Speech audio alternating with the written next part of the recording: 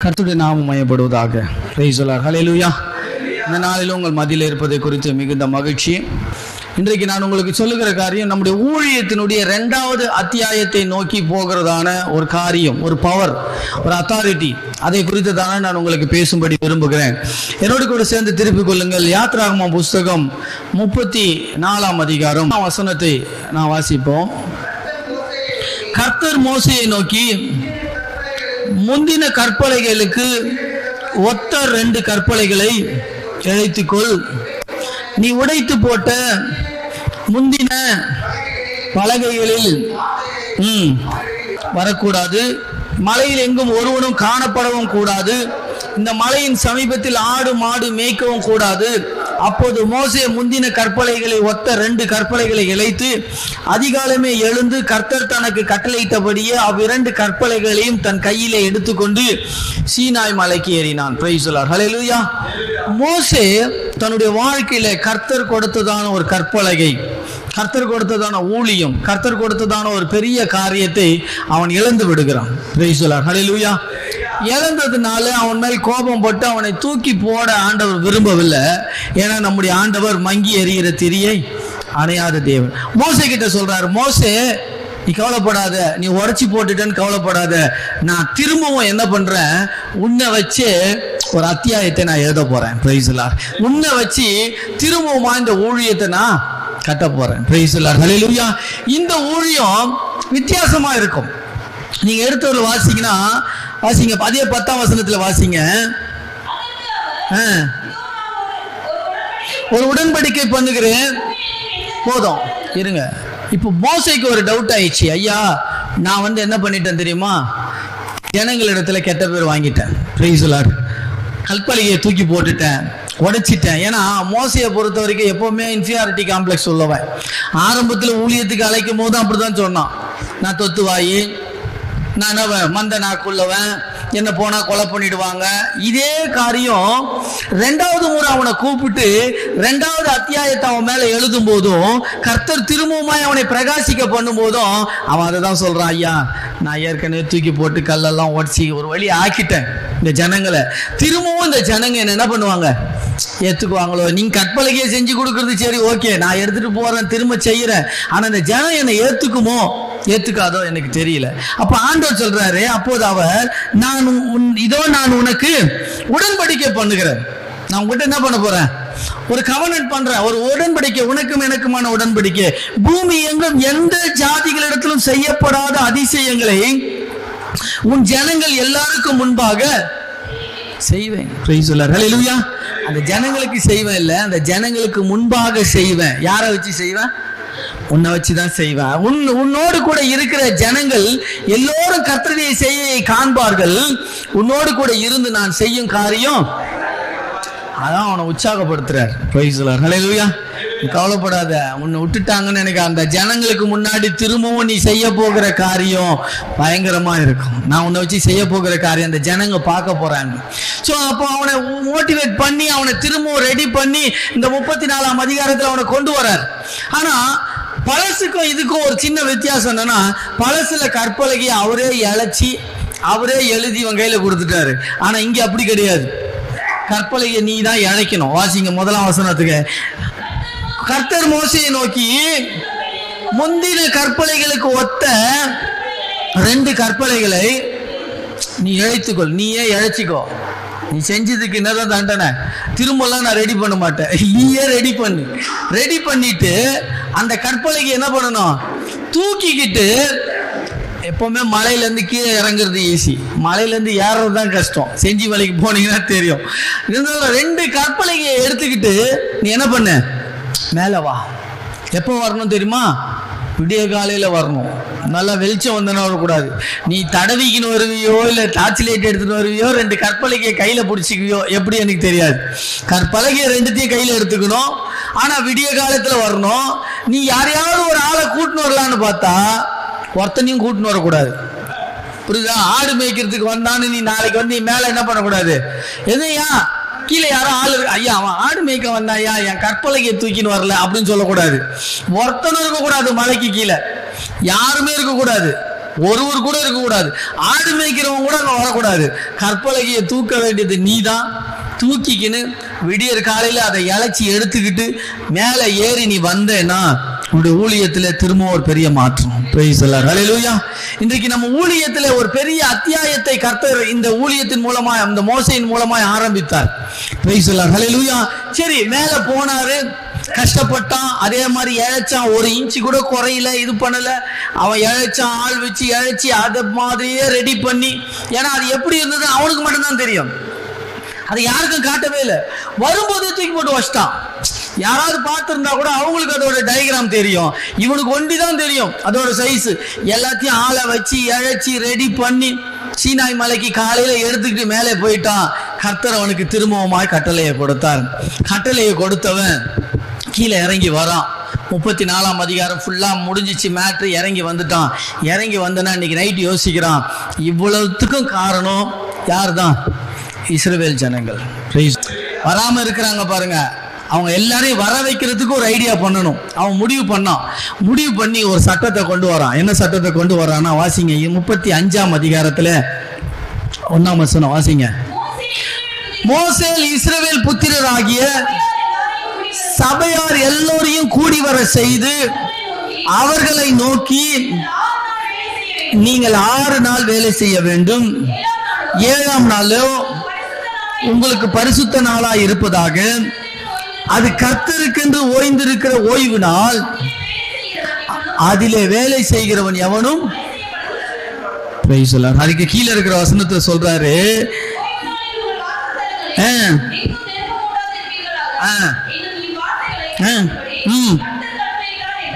கர்த்தர் கட்டளை இட்டார் என்று ஒரு காரியத்தை சொல்றான். என்ன சொல்றான்னா, 6 நாள் வேலை செய்யுங்க, ஆனா 7ஆம் நாள் ஓய்ந்து இருக்கணும். 6 நாட்கள் 7ஆம் நாளிலே நீங்க அடுப்பு மூட்டக்கூடாது, நெருப்பு மூட்ட, இதெல்லாம் கர்த்தர் சொன்னதுதான். ஆனா அதுல ஒரு வார்த்தை வருது, 7ஆம் நாள் வேலைக்கு போகிறவன். அது கர்த்தர் அதுக்கு முன்னாடி எங்கேயுமே சொல்லவே இல்லை, எங்கேயுமே சொல்லலை. நீங்க எடுத்து வாசிச்சு பாருங்க, 20ஆம் அதிகாரத்துல யாத்திராகமம் 20ல இருந்து வரும், சொல்லவே இல்லை. ஆனா இவன் என்ன பண்ணிட்டான், ஒரு பிரகடனம் பண்ணிட்டான், சொல்லிட்டான், போங்க எவனாவது ஞாயிற்றுக்கிழமை வேலைக்கு போனீங்கன்னா கொலை செய்யணும், சாவடிச்சிருவோம், கொலை செய்யப்பட கர்த்தர் சொல்லிட்டான். சொல்லிட்ட உடனே ஜனங்கள் பயந்தாங்க. எல்லாம் என்ன பண்ண ஆரம்பிச்சாங்க, ஒழுங்கா ஞாயிற்றுக்கிழமைனா சர்ச்சுக்கு வர ஆரம்பிச்சுட்டாங்க. வந்துகிட்டே இருந்தவங்க திடீர்னு ஒரு நாள் பார்க்குறோம். வாசிங்க என்னாகமம் புஸ்தகம் 15ஆம் அதிகாரம் 32ஆம் வசனத்தை வாசிங்க. அங்க என்ன பண்ணிட்டாங்க, இஸ்ரவேல் புத்திரர் வனாந்திரத்திலே இருக்கையில் ஓய்வு நாளில் விறகுகளை போட்டு பொறுக்கி கொண்டிருந்த ஒரு மனிதனை கண்டுபிடித்து விட்டார்கள். அல்லேலூயா. விறகு பொறுக்கின அந்த மனிதனை கண்டுபிடித்தவர்கள் அவனை மோசே ஆரோன் என்பவரிடத்திலே சபையார் அனைவரிடத்திலும் கொண்டு வந்தார்கள். அல்லேலூயா. அப்போ கோயிலுக்கு வரக்கூடாது, கோயிலுக்கு வராதவன் கொலை செய்யப்பட வேண்டும் என்று கர்த்தர் கட்டளையிட்டாரு. அதே மாதிரி என்ன பண்ணிட்டாங்க, நமக்கு தான் தெரியுமா, ஒருத்தர் தப்பு பண்ணிட்டானா உடனே மற்றவங்க எல்லாம் ஒன்று சேர்ந்துருவாங்க. எல்லாரும் சேர்ந்து அவனை கொண்டு வந்து மோசைக்கு ஆரோனுக்கு முன்னாடி நிறுத்திட்டாங்க. இப்போ மோசைக்கு ஒரு கொஸ்டின் வருது, வாசிங்க. அதுக்காக அவனுக்கு செய்ய வேண்டியது இன்னதென்று தீர்க்கமாய் உத்தரவு இல்லாதபடினாலே,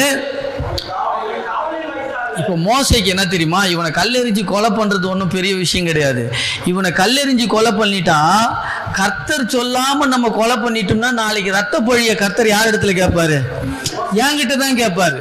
அப்போ அவன் என்ன பண்றான், கர்த்தர் ஏற்கனவே கட்டளையிட்டு இருந்தாருன்னா இவன் யோசிக்க வேண்டிய அவசியம் கிடையாது, இவன் அவனை காவல்ல வைக்க வேண்டிய அவசியம் கிடையாது.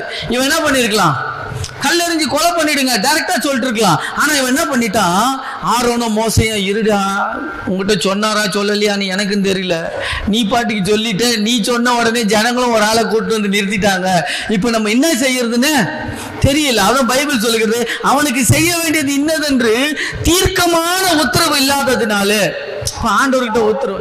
உடனே அவனை என்ன பண்ணிட்டாங்க, ஆண்டவர் மோசையும் ஆரோனும் சொல்லிட்டாங்க, அவனை கொஞ்ச நேரம் காவல்ல வைங்கப்பா, அதுக்கப்புறம் பார்க்கலாம், ஏதாவது ஆண்டவர் சொல்றாரான்னு பார்த்துட்டு அதுக்கப்புறம் செய்வோம். ஆனா அதுக்கு அடுத்தது சொல்லப்படுது, கர்த்தர் மோசையை நோக்கி, அந்த மனுஷனை நிச்சயமாய் கொலை செய்யப்பட வேண்டும், சபையார் எல்லோரும் பாளையத்துக்கு புறம்பே கல்லெறிய கடவர்கள். அப்போது சபையார் எல்லோரும் கர்த்தர் மோசைக்கு கட்டளையிட்டபடியே அவர்கள் பாளையத்துக்கு புறம்பே கொண்டு போய் கல்லெறிந்தார்கள். அவன் செத்தான். Praise the Lord. ஹல்லேலூயா. இதுல ஒரே ஒரு காரியத்தை நான் பார்க்கிறோம். இந்த 2வது அத்தியாயத்தின் ஊழியத்துல மோசே சொன்ன வார்த்தைக்கு கர்த்தர் ஆம் என்றார். Praise the Lord. ஹல்லேலூயா. எதுக்கு சொல்ல வரேன்னா, கர்த்தருடைய ஊழியக்காரராய் இருக்கிற நமக்கு கர்த்தர் கொடுத்திருக்கிற அதிகாரம் என்னவென்றால், நாம் ஒரு வார்த்தையை சொல்லும் போது அந்த வார்த்தைக்கு தேவன் ஆமான்றார். Price the Lord. ஹல்லேலூயா. பிலேயாம் புறப்பட்டு போகிறான், சபிக்கிறதுக்காக போகிறான், அநீதியின் கூலி வாங்கிட்டு போறான். கர்த்தர் அவனை நிறுத்துறாரு. ஏன்? இவன் போய் சொன்னா என்ன, கர்த்தர் தானே சபிக்கிறவரும் ஆசீர்வதிக்கிறவரும். ஆனா இந்த பிலேயாம் போய் சபிச்சிட்டா ஜனங்கள் சபிக்கப்பட்டு விடுவாங்களேன்னு சொல்லி அவனுடைய வார்த்தையின் வல்லமைக்கு உள்ளதை கர்த்தர் அறிந்திருக்கிறார். Praise the Lord. ஹல்லேலூயா. எனக்கு பிரியமான ஊழியக்காரர்களே, உங்களுடைய ஊழியத்துல நான் சொல்லுகிற ஒரு காரியம், இன்றைக்கு விசுவாசிகள் நமக்கு பெரிய தலைவலியா இருக்கும். இவர் என்ன செஞ்சிடுவார், இவர் என்ன பண்ணிடுவார், இவர் என்ன போயிடுவார், நான் இங்கிருந்து போனா என்ன பண்ண முடியும், என்ன பண்ண முடியும் என்பதெல்லாம் இங்கதான் காட்டப்படுகிறது. ஹல்லேலூயா. பிலேயாமனுடைய வாயின் வார்த்தை அவன் இஸ்ரவேல் ஜனங்களை பார்த்து சபிச்சிட்டா, இந்த ஜனங்கள் சபிக்கப்பட்டு விடுவார்களே என்று கர்த்தர் பிலேயாமை போக விடாம தடுக்கிறார். கழுதை அவனோடு கூட பேசுது. காரணம் என்ன? ஊழியக்காரனுடைய வார்த்தையின் வல்லமை. Praise the Lord. ஹல்லேலூயா. நம்முடைய வாயிலிருந்து வருகிற வார்த்தையை கர்த்தர் என்ன பண்றாரு? ஆமோதிக்கிறார், ஏற்றுக்கொள்றார். மோசே சொல்லிட்டான், 7ஆம் நாள் வேலை செய்கிறவன் கொலை செய்யப்பட வேண்டும். ஆனா மோசேக்கே ஒரு ஆள் மாட்டிக்கிட்ட பிற்பாடு பயம் வந்துச்சு.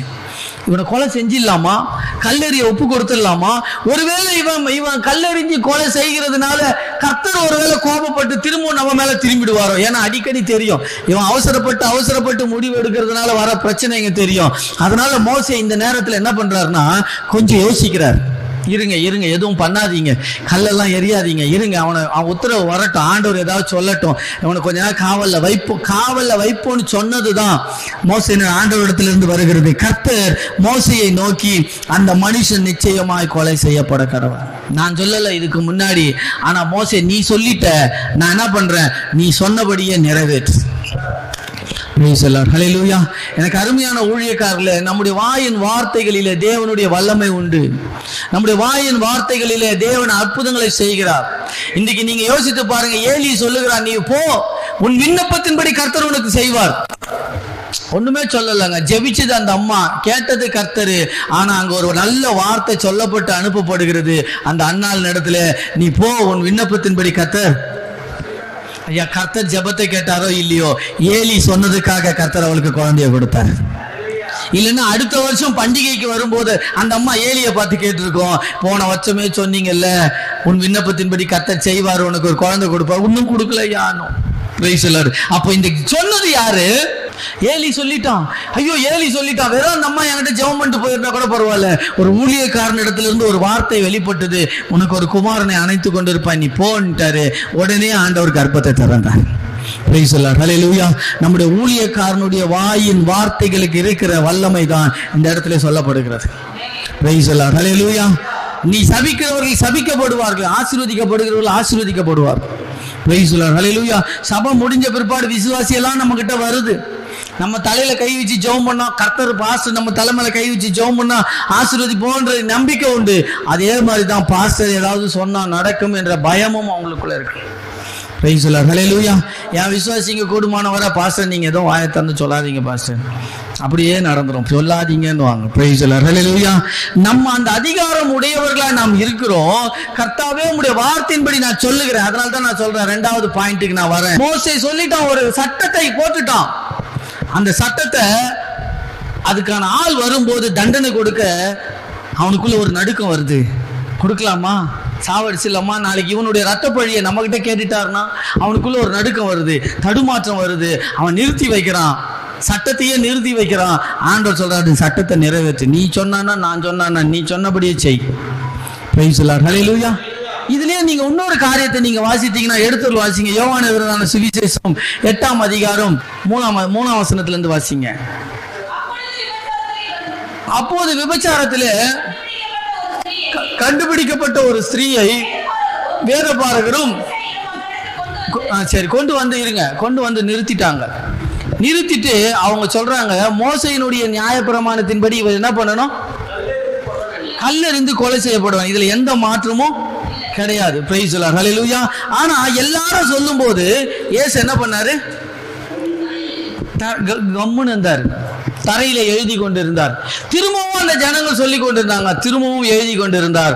அந்த ஜனங்கள் எல்லாரும் இருதயத்திலே குத்தப்பட்டவர்களாய் பெரியோர் முதல் சிறியோர் வரையிலும் அந்த இடத்தை விட்டு போயிட்டாங்க. பிரைஸ் தி லார்ட், ஹல்லேலூயா. இங்க என்ன சம்பவம் நடந்தது? ஒரு நியாயப்பிரமாணத்தின் தண்டனையை நிறைவேற்றும்படி அந்த இடத்துல சொல்லப்படுகிறது. நியாயப்பிரமாணத்தின் தண்டனை என்ன? ஒரு விபச்சாரம் செய்யப்பட்ட அந்த பெண்ணை வச்சு எல்லாரும் கல்லெறிஞ்சு கொலை பண்ணணும். சரியா அந்த அம்மா மாட்டிக்கிச்சு, அந்த அம்மாவை கொண்டு வந்துட்டாங்க, நிறுத்திட்டாங்க, தண்டனை கொடுக்க வேண்டிய சூழ்நிலை. மோசேயினுடைய பிரமாணத்தை படி இயேசு நிறைவேற்றணும். ஏன்னா இயேசு சொல்லிட்டாரு, நான் நியாயப்பிரமாணத்தை நிறைவேற்றதான் வந்தேன், நியாயப்பிரமாணத்தை ஒழிக்கிறதுக்கு இல்ல. இப்ப நியாயப்பிரமாணத்தின்படி அந்த அம்மாவை நிறைவேற்றணும். அவங்க சொல்றதும் நியாயப்பிரமாணத்தை தான் சொல்றாங்க. இயேசு நியாயப்பிரமாணத்தின்படி நிறைவேற்றிய சூழ்நிலை. என்ன அங்க நடந்தது? உங்களிலே பாவம் செய்யாதவன் எவனோ அவன் முதல்ல கல்லெறியணும்னு சொன்னாரு. அப்போ அவரு அதை சொன்ன உடனே அப்ப பாவம் செய்யாத சின்ன பசங்களா இருந்தாங்க. ஒரு சின்ன பையனாவது கல்லை தூக்கி அடிச்சிருக்கலாமே. சின்ன பையன், அங்க பைபிள் சொல்றது பெரியோர் முதல் சிறியோர் வரை ஒருவரும் போய் விட்டாங்க.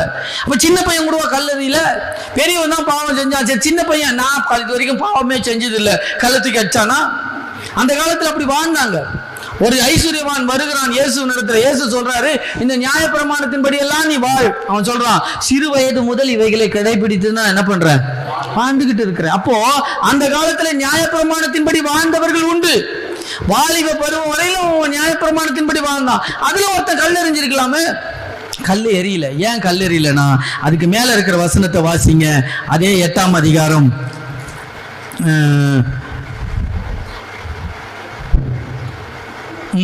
1ஆம் வசனத்தை 2ஆம் வசனத்தை வாசிங்க. மறுநாள் காலையில அவர் திரும்பி தேவாலயத்துக்கு வந்தபோது போதும். இப்ப நீங்க நல்லா பாத்தீங்கன்னா, அவர் மறுநாள் எங்க வர்றாரு? தேவாலயத்துக்கு வர்றாரு. கோயில் நடக்குது, சர்ச்சு நடக்குது, ஓய்வு நாள், எல்லாருக்கும் பிரசங்கம் பண்றாரு, எல்லாரும் கேட்டுக்கிட்டு இருக்கிறாங்க. அங்க கீழே எழுது, அப்பொழுது ஆன் த டே, அந்த நேரத்துல, அன்னைக்கு தான், ஓய்வு நாளில தான் ஒரு விபச்சாரியை கொண்டு வந்து வச்சிடறாங்க. கல்லெறியணும் நியாயப்பிரமாணத்தின்படி. இயேசு கீழே ஒண்ணுமே எழுதல. மோசையினுடைய நியாயப்பிரமாணத்தின்படி கல்லெறியறது உண்மைதான். ஆனா மோசே என்ன சொன்னா? ஓய்வு நாளில ஒருவன் ஆலயத்துக்கு வராவிட்டா அவன் கொலை செய்யப்படணும். இப்ப இயேசு என்ன பண்றாரு? ஒரே டிமாண்ட் தான் பண்றாரு. கீழே எழுதுறாரு. என்ன எழுதுனார் தெரியுங்களா? டுடே சபத்னு எழுதினார். எபிரேய வார்த்தையில டுடே சபத், எபிரேய வார்த்தை கூட நான் வச்சிருக்கேன், அதை நான் ரெடி பண்ணல. டுடே சபத்னு எழுதினாரு. அவனுக்கெல்லாம் அப்பதான் தெரியுது இன்னைக்குதான் ஓய்வு நாள்னு. இப்ப என்ன, இவ விபச்சாரம் செய்ததுனால இவளை கல்லெறிந்து கொலைப்படணும், நியாயப்பிரமாணத்தின்படி விதி. ஆனா இன்னொரு நியாயப்பிரமாணமும் சொல்லுது, மோசே சொன்ன நியாயப்பிரமாணத்துக்கு ஆண்டவர் ஆமோதிச்ச ஒரு காரியம், ஞாயிற்றுக்கிழமை ஓய்வு நாளில எவன் ஆலயத்துக்கு வரலையோ அவனும் கல்லெறிந்து கொலை செய்யப்படணும். இப்ப இவனுக்கு பெரியோர் முதல் சிறியோர் வர ஒருத்தன் மூஞ்ச ஒருத்தன் பாக்குறான். இன்னைக்கு ஞாயிற்றுக்கிழமை, இன்னைக்கு ஓய்வு நாள், நம்ம சர்ச்சைக்கு போல. இப்ப நம்ம கல்லெறிஞ்சா நம்மள என்ன பண்ணுவாங்க? புரியுதுங்களா? பாவம் செய்யலன்னு கிடையாது, அங்க நீயும் இன்றைக்கு பாவிதான். இன்றைக்கு நீயும் என்ன பண்ணல? நியாயப்பிரமாணம் செய்யல. நியாயப்பிரமாணத்தின்படி நீ ஆலயத்துல உட்காரல. இன்னைக்கு காலையில நீ எங்க போன? ஒரு விபச்சாரி வீட்டு வாசல்ல போய் நிக்கிற. எதுக்கு போற? அந்த விபச்சாரிய கையும் களவுமா பிடிக்கணும்னு சொல்லி போற. போய் அவளை கையும் களவுமா பிடிக்கிறீங்க. அவ வீட்டு வாசல்ல நின்று ஒருத்தன் உள்ள போக விட்டு கொஞ்ச நேரம் கழிச்சு ஏதோ போலீஸ் போய் அரெஸ்ட் பண்ற மாதிரி அரெஸ்ட் பண்ணி அவளை தரத்தரன்னு இழுத்துட்டு வரீங்க. ஆனா இன்றைக்கு ஓய்வு நாள், பரிசுத்த நாள், கர்த்தருடைய நாள். நீ எங்க வந்திருக்கணும்? அப்பதான் ஆண்டவர் சொன்ன உடனே பெரியோர் முதல் சிறியோர் வரை என்ன பண்ணிட்டாங்க? எல்லாரும் போயிட்டாங்க. ஒரு கர்த்தருடைய வார்த்தை ஒரு இடத்துல இவன் என்ன பண்ணிட்டான்? நியாயப்பிரமாணத்துல இயேசு சொன்னதை இவங்க மென்ஷன் பண்ணான். ஆனா ஆண்டவர் சொன்னாரு, மோசே சொன்ன வார்த்தையின்படி, மோசே சொன்ன வார்த்தைக்கு கர்த்தர் அங்கீகாரம் கொடுத்தபடி இன்றைக்கு நீங்க ஆலயத்துக்கு வரல, நீங்களும் கொலை செய்ய தகுதியானவர்கள். பிரைஸ் தி லார்ட், ஹல்லேலூயா. அதுதான் மோசேயினுடைய காலத்துல நடந்தது.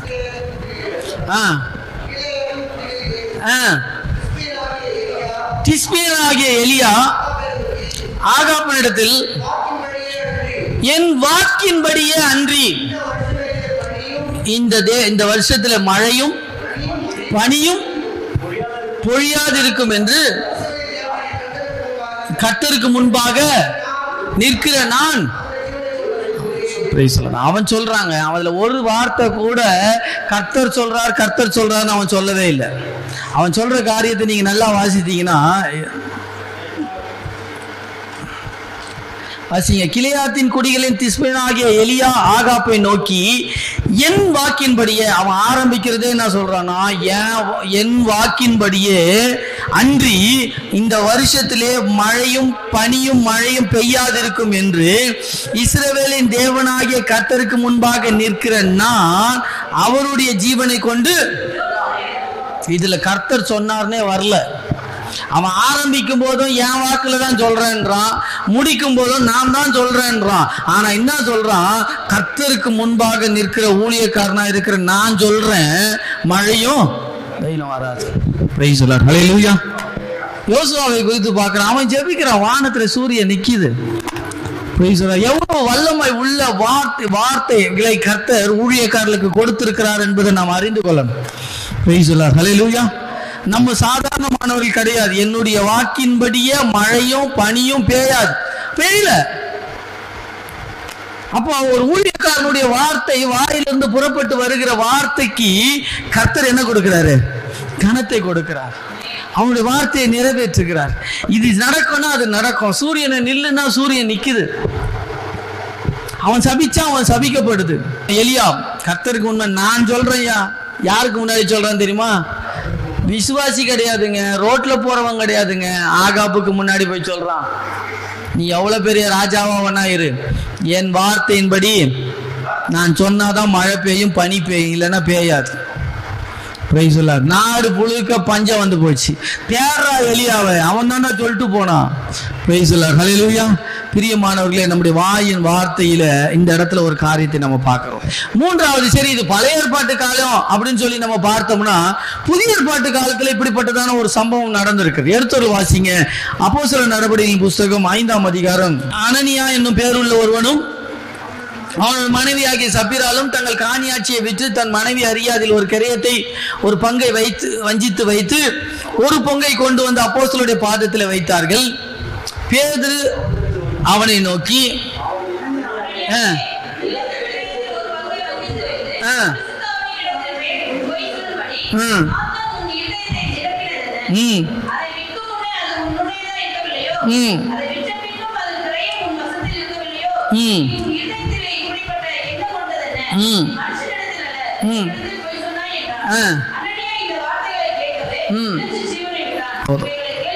பேதுரு சொன்ன வார்த்தைகளை கேட்ட உடனே அவன் ஜீவனை விட்டான். ஜீவனை விடுற அளவுக்கு அவனுடைய வார்த்தை இருந்துச்சா? அவன் என்னங்க சொல்லிட்டான்? என்ன சொல்லிட்டான்? ஏன் நீ விட்ட, இதெல்லாம் உண்டுதானே இருந்துச்சு, இதை எடுத்துன்னு வந்து கொடுத்துட்டு ஏன் பொய் சொன்ன? நீ மனுஷரிடத்தில் இல்ல தேவனிடத்தில் பொய் சொன்னாய் அப்படின்னு சொன்ன உடனே அவன் என்ன பண்ணிட்டான்? விழுந்து ஜீவனை விடுறான். பிரைஸ் தி லார்ட், ஹல்லேலூயா. ஜீவனை விடுற அளவுக்கு அங்க ஒன்றும் பெருசா நம்ம எவ்வளோ சொல்றோம், விசுவாசி சாக மாட்டுது. Praise the Lord, hallelujah. திட்டுறோம், ஃபோன் பண்ணி திட்டுறோம், என்னென்னமோ திட்டுறோம். ஒரு விசுவாசி என்ன பண்ணல? இதை விட பெரிய தப்புலாம் பண்ணுது விசுவாசி, இதை விட பெரிய தப்புலாம் பண்ணுது. ஆனா நம்ம சொல்லும் போது அது சாவல. ஆனா பேதுரு சொல்லும் போது அங்க அது அவன் சாவறான். பிரைஸ் தி லார்ட், ஹல்லேலூயா. இங்க என்ன நடந்தது தெரியுங்களா? அதுல ஒரு வார்த்தை கட்டாயிருக்கு. அவன் டெத்தை டிக்ளேர் பண்றான். டெத்தை நீ மனுஷனிடத்துல இல்ல தேவனிடத்துல போய் சொன்னாய், இனி நீ ஜீவனோடு கூட இராத, இல்ல சாவு, இல்ல என்னது செத்து போ அப்படின்னு என்ன பண்றான்? சாவ டிக்ளேர் பண்றான். நான் இல்ல பாஸ்டர், அந்த மாதிரி இதுல நீங்க வசனம் எதுவும் இல்ல, நீங்க போய் சொல்றீங்க, அவர் சாவெல்லாம் செத்து போ அப்படின்லாம் சொல்லவே இல்லை அப்படின்னு நீங்க சொன்னீங்கன்னா அதுக்கு ஆதாரமா நான் இன்னொரு வசனம் சொல்றேன். அதே வசனத்தை வாசிங்க, 9ஆம் வசனத்தை வாசிங்க. பேதுரு அவளை நோக்கி, கர்த்தருடைய ஆவியை சோதிக்கிறதுக்கு நீங்கள் ஒருமனப்பட்டது என்ன? இதோ புருஷனை அடக்கம் பண்ணினவருடைய கால்கள் வாசல் படியிலே வருகிறது, அப்ப நீயும் சாவன்றது அவனுக்கு தெரிஞ்சிச்சுல. புரியுதுங்களா? நீ புருஷனுக்கு ஒன்னா சொல்லாம இருக்கலாம், அவர் சாவை டிக்ளேர் பண்ணலன்னு சொல்லலாம். ஆனா பொண்டாட்டிக்கு சாவை டிக்ளேர் பண்றாரு. உன்னை அடக்கம் பண்ண வந்துட்டு இருக்கிறானுங்க, அவங்க வாசல் வந்துச்சு. இப்ப என்ன பண்ணுவானுங்க? உன்னையும் எடுத்து அடக்கம் பண்ணுவானுங்க. அப்ப நீ சாவு உனக்கும் எடுத்து அடக்கம் பண்ண. கரெக்டுங்களா? அப்ப அவனுடைய வாயின் வார்த்தை, அந்த நேரத்தில் அவனுடைய வார்த்தை வந்ததுல அங்க ஒரு மரணம் நடக்குது. பிரைஸ் தி லார்ட், ஹல்லேலூயா. ஊழியக்காரனுடைய வார்த்தைங்க. ஊழியக்காரன் பார்க்கறான், நீ கர்த்தரிடத்துல போய் சொன்ன, மனுஷனிடத்துல இல்ல, கர்த்தரிடத்துல போய் சொன்ன, நீ செத்து போ. அந்த வார்த்தையை கேட்ட உடனே அவன் செத்துட்டான். வேற நீ போய் சொன்னாய், போனாய், ஏன் வித்தாய், அதெல்லாம் கேட்டுலாம் ஒருத்தன் சாவ மாட்டான். வாயிலிருந்து வருகிற வார்த்தை. ஒரு பேய ஓட்டுறோம், ஒரு பிசாசை ஓடுறோம், ஒரே வார்த்தை தான் சொல்றோம், இயேசு நாமத்துல உன்னை விட்டு போ. தொப்புனு கீழே ஊந்துட்டு போதா இல்லையா? உங்க ஊழியத்துல நடந்ததா இல்லையா? நடக்குதா? நடந்திருக்கா? நீங்க பாட்டுக்கு போ போ, இல்ல நான் நாளைக்கு போறேன், எனக்கு பிரியாணி கொடு, ஏதாவது கேட்டுச்சா? இயேசு நாமத்தை சொன்ன உடனே அந்த ஒரே ஒரு வார்த்தை லாஸ்டா யூஸ் பண்ணுவோம். எல்லா வல்லமையும் இறக்கி அதை புதுசா இதை ஆக்கிட்டு அதை எங்க மூக்குல இருக்க புடிச்சு, இந்த தலையில புடிச்சு, இயேசுவின் நாமத்துல அந்த போ என்ற ஒரு வார்த்தைக்கு அந்த பிசாசு கீழ்ப்படிச்சு. ஹல்லேலூயா. அப்ப இந்த இடத்துல பார்க்கிறோம், பேதுரு என்ன சொல்லுகிறான்? இதெல்லாம் இவ்வளவுக்கு தான் வித்தீங்களா? அவன் சொல்றான், ஆமா இவ்வளவுக்கு தான் வித்தோம். இதை விற்கிறதுக்கு முன்னாடி இது உங்களுடையதா தானே இருந்துச்சு. ஆனா நீங்க என்ன பண்ணிட்டீங்க? மனுஷனிடத்துல இல்ல, கர்த்தரிடத்துல நீங்க போய் சொல்லிட்டீங்க, மரித்து போ. உடனே அந்த வார்த்தையை கேட்ட உடனே விழுந்து ஒரு வார்த்தை கூட பேசலங்க. எப்படி பிசாசு போன்னு சொன்னா தொப்புனு கீழே விழுமோ, அதே மாதிரி பேதுரு சொன்ன உடனே தொப்புனு கீழே வந்து செத்தான். பிரைஸ் தி லார்ட், ஹல்லேலூயா. சாவு பாருங்க, ஐயா மன்னிச்சிரு சொல்லல, இல்லையா என் பொண்டாட்டி வீட்டுல வச்சிருக்கிறேன், எத்தனை வந்து திருப்பி கொடுத்துடுறேன், சான்ஸே கிடையாது. நீ எப்போ பொய் சொன்னாயோ சாவு சாவு, அவ்வளவுதான். அவன் கேட்ட உடனே கீழே விழுந்து ஜீவனை விட்டான். பிரைஸ் தி லார்ட், ஹல்லேலூயா. பாத்தீங்க, இந்த இவைகளை கேள்விப்பட்ட யாவருக்கும் மிகுந்த பயம் உண்டாயிற்று. எப்போ? அனனியா சாவும் போதே பயம் உண்டாயிற்று. அதுக்கு அடுத்தது பாத்தீங்கன்னா 9ஆம் வசனத்துல அவன் சொல்றான், உன்னை உன் கணவனை அடக்கம் பண்ணினவங்க வந்துட்டாங்க, இப்ப அவனை உண்மையே என்ன பண்ணுவாங்க? அப்போ அவன் சாவதானுங்க சொல்றான். நீங்களே நல்லா யோசிக்கோங்க. உன் புருஷனை அடக்கம் பண்ணவங்க வந்துட்டு இருக்கிறாங்க, இப்போ உன்னையும் கூட்டிட்டு போய் என்ன பண்ணுவாங்க? அப்ப நீ என்ன சாவ போற? உனக்கும் சாவு தரேன், நீயும் சாவு, உன்னையும் திரும்ப. இது முடிஞ்ச பிற்பாடு கீழே சொல்லப்படுது, 13ஆம் வசனத்தில் சொல்லப்பட்டிருக்கிறது, வாசிங்க. மற்றவர்கள் ஒருவரும் அவருடனே கூட சேர துணியவில்லை. இல்ல 11ஆம் வசனத்தை வாசிங்க. சபையால் எல்லோரும் இவளை கேள்விப்பட்ட மற்ற யாவரும், பிரைஸ் தி லார்ட், ஹல்லேலூயா. கேள்விப்பட்ட யாவரும், சபைக்குள்ள இருந்தவன் எல்லாம் பயந்தான். ஒண்ணு. ரெண்டாவது பாத்தீங்கன்னா இதை கேள்விப்பட்ட எல்லாருக்குமே என்ன ஆயிடுச்சு? பயம் உண்டாயிடுச்சு. பிரைஸ் தி லார்ட், ஹல்லேலூயா. அப்ப பைபிள் சொல்ல, அப்போஸ்தலருடைய கைகளினாலே அநேக அடையாளங்களும் அற்புதங்களும் ஜனங்களுக்குள்ள செய்யப்பட்டது, எல்லோரும் ஒரு இடத்துல. அப்பதான் ஊழியக்காரங்களுக்குள்ள அவங்களுக்குள்ள ஒரு மனம் வந்துச்சு. பிரைஸ் தி லார்ட், ஹல்லேலூயா. நம்மெல்லாம் இணைஞ்சு செய்வோம், நம்மெல்லாம் சனைஞ்சு ஊழியத்தை செய்வோம். பிரைஸ் தி லார்ட், ஹல்லேலூயா. பிரியமானவர்களே, அதுதான் நம்முடைய வார்த்தையின் வல்லமை. ஒரு சில அற்புதங்களை கர்த்தர் நம்ம வைத்து செய்கிறது நம்ம சுற்றிலும் இருக்கிற ஜனங்கள் நமக்கு பயப்பட வேண்டும் என்பதற்காக தான்.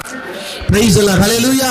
இந்த இடத்துல அனனியாவுக்கும் சப்பிராளுக்கும் நடந்தது ஒருவேளை சாகாம இருந்திருந்தா என்ன ஆயிருக்கும் தெரியுமா? என்ன நடந்திருக்கும்?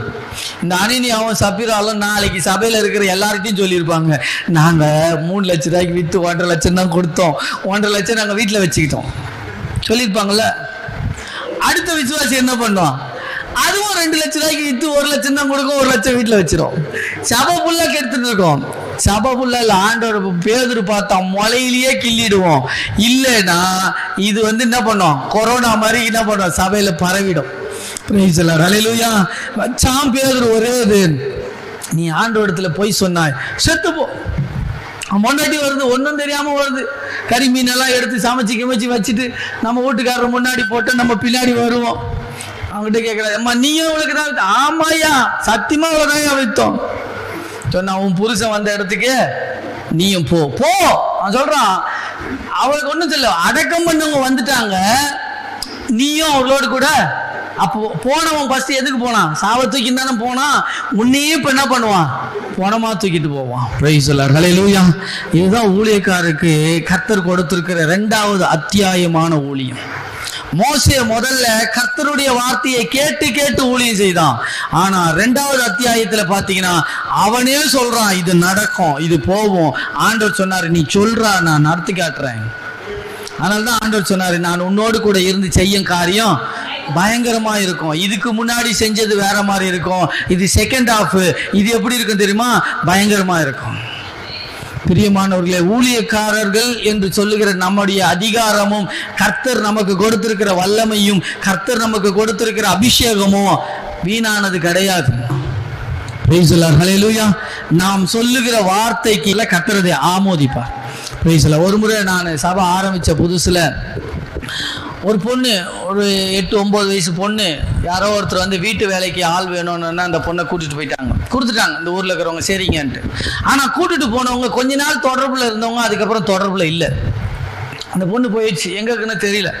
அவங்க நம்ம சர்ச்சுக்கு வந்தாங்க. வரும்போது சொன்னாங்க, ஐயா இந்த மாதிரியா பொண்ணு ஒரு 3 வருஷம் ஆகுது, ஒருத்த வந்து வீட்டு வேலைக்கு வேணும்னு கூட்டிட்டு போனான், எங்க இருக்கிறானே தெரியல, எங்க இருக்கிறான்னு தெரியல, அந்த பொண்ணு எப்படியாவது வீட்டுக்கு வரணும்.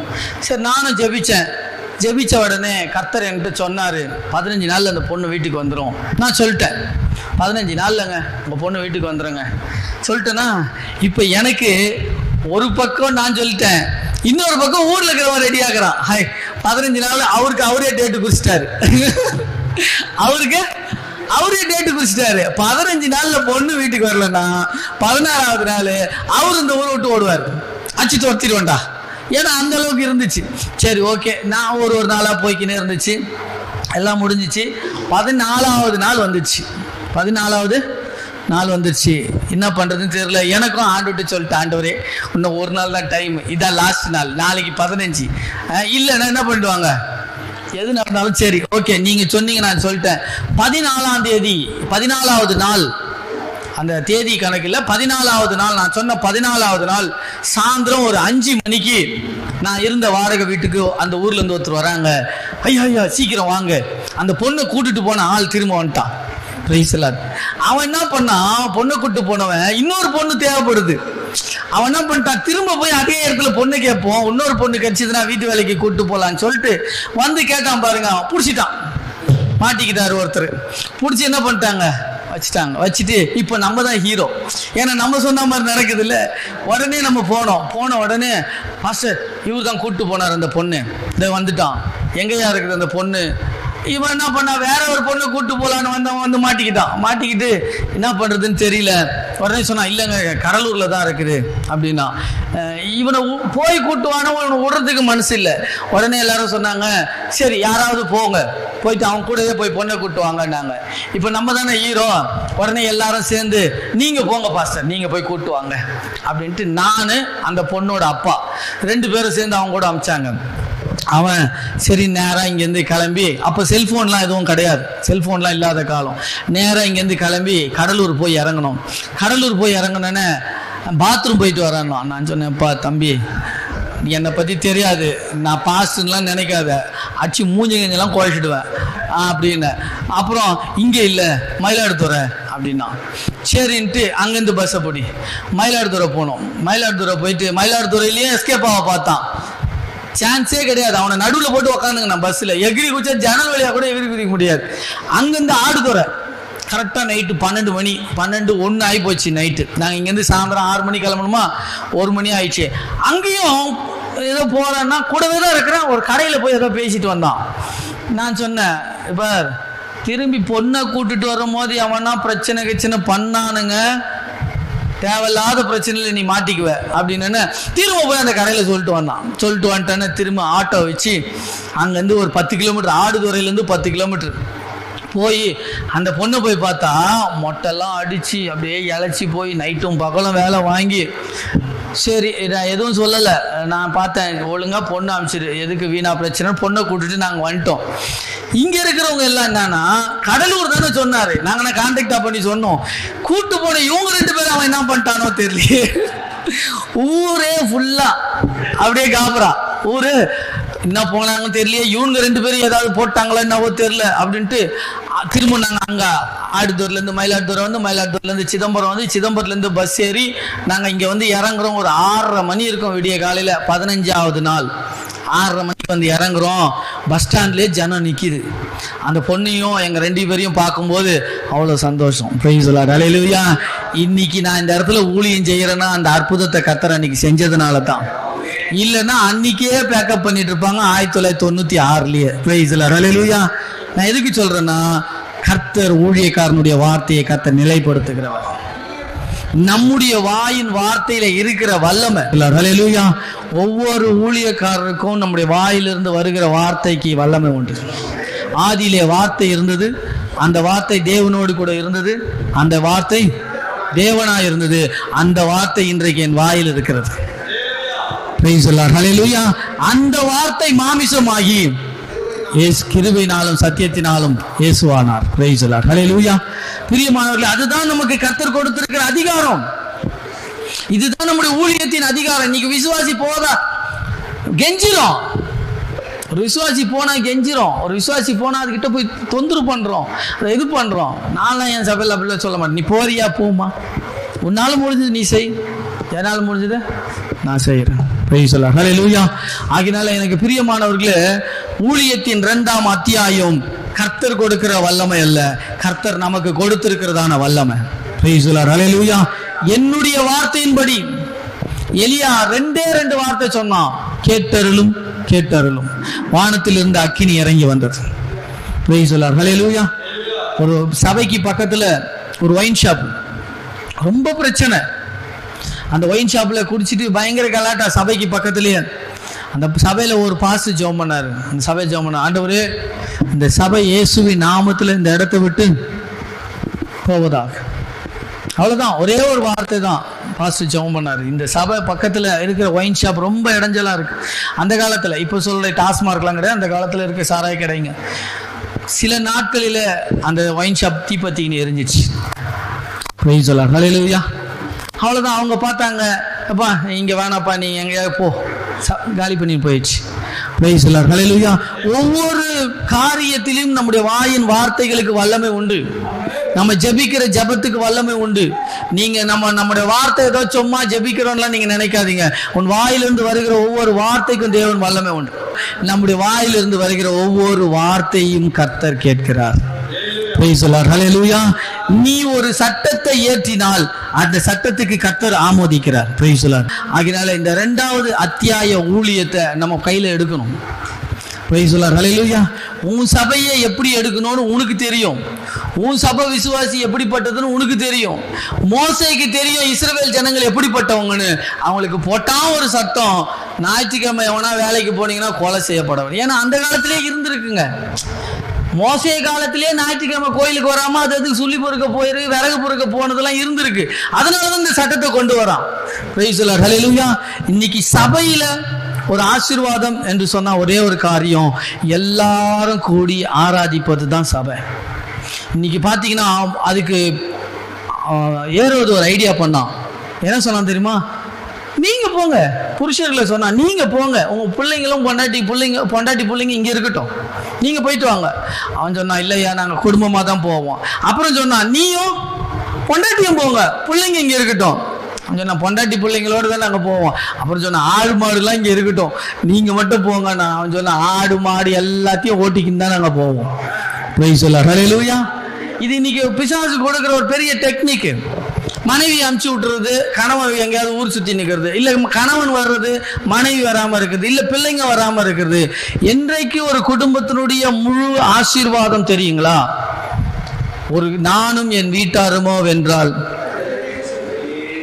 அதுதான் யோசுவா சொன்னான். ஒரு வாழ்க்கையில ஒரு கர்த்தருடைய பிள்ளையினுடைய ஆசீர்வாதம் எதுல இருக்குன்னா, கணவன் மனைவி பிள்ளைகளாய் குடும்பத்திலே சரியான நேரத்துக்கு வர்றதுலதான் ஆசீர்வாதம் இருக்கு. அதை தான் மோசே புரிந்து கொண்டான். ஃபர்ஸ்ட் அதுக்கு தான் சட்டம் போடணும். காணிக்கை கொடுக்காதவன் கொள்ளறிய வேண்டும், தசமம் கொடுக்காதவன் கல்லறிய வேண்டும், அதெல்லாம் கிடையாது. குடும்பமா சர்ச்சைக்கு வா, உன் வாழ்க்கையில கர்த்தரை நீ பற்றிக்கொள், கர்த்தருடைய பிள்ளையா இரு, கர்த்தரை ஆராதி, கர்த்தருக்கு முக்கியத்துவம் கொடு. இல்லைன்னா நீ கொலை செய்யப்பட கடவுள். Praise the Lord. ஹல்லேலூயா.